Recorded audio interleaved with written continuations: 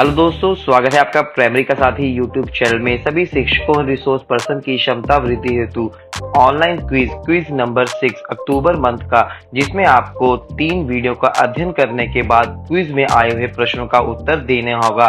तो इस वीडियो में हम बात करेंगे कि क्विज नंबर 6 के प्रश्न के आंसर क्या होंगे, तो वीडियो में लास्ट तक जरूर बने रहें।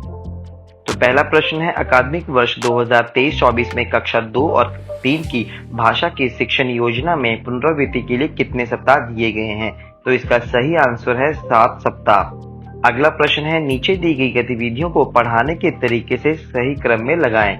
तो इसका सही क्रम होगा बच्चों को कहानी के माध्यम से गुणा की शब्द से परिचित कराना, बच्चों को गुणा की अवधारणा सिखाने के लिए कंचों या ठोस वस्तुओं से प्रक्रिया को दर्शाना, बच्चों को संख्याओं का गुणा को 3-3 लड्डुओं को 5 डिब्बों में चित्र दर्शाना, यानी कि इसका दूसरा ऑप्शन सही होगा। उसके बाद अगला प्रश्न है, भाषा का एक शिक्षक प्रतिदिन तीसरे कालांश के अंतिम 20 मिनट में कुछ बच्चों को वर्ण, शब्द, वाक्य स्तर पर कार्य करने के लिए गतिविधियां देते हैं और कुछ बच्चों को किताब कहानी पढ़ने को देते हैं। शिक्षक कौन सा कार्य कर रहे होते हैं? तो इसका सही उत्तर है रेमेडियल शिक्षण पर कार्य। अगला प्रश्न है, लतिका जी बच्चों को भाग की अवधारणा से परिचित कराना चाहती हैं। वह 24 ब्लॉक को 4-4 ब्लॉक प्रत्येक बच्चे को बांटने को कहती हैं और पूछती हैं कि कितने बच्चों को 4-4 ब्लॉक मिल पाए। फिर उसे बार बार घटाव की प्रक्रिया से बोर्ड पर दिखती हैं। फिर भाग को विभाजन तथ्यों से विभिन्न उदाहरणों के साथ समझती हैं।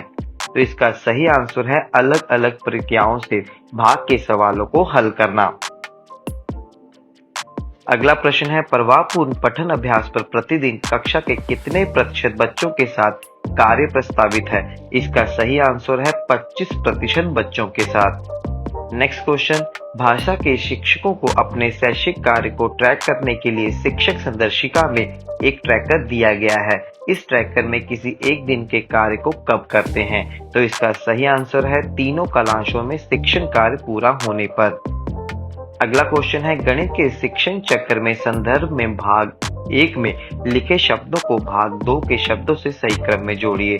तो इसका सही क्रम होगा, पहले 1 से 4 दिवस में अनुदेशात्मक कार्य, दिवस 5 में समेकन और आकलन और दिवस 6 में साप्ताहिक पुनरावृत्ति। अगला क्वेश्चन है, कक्षा 2 और 3 में भाषा के पहले कालांश में पहले दिन पाठ्य पुस्तकों के किसी एक पाठ पर शिक्षण कार्य के चरणों को क्रम से लगाते हुए सही विकल्प का चयन करें। तो इसका सही विकल्प होगा पाठ को मौखिक रूप से सुनाना, पाठ पर समृद्ध चर्चा, शब्दावली विकास, मार्गदर्शन में पठन और पाठ अभ्यास और संबंधित लेखन कार्य, यानी कि इसका पहला ऑप्शन सही होगा। दूसरे टीचर साथियों की हेल्प के लिए वीडियो को शेयर करना मत भूलिएगा। धन्यवाद।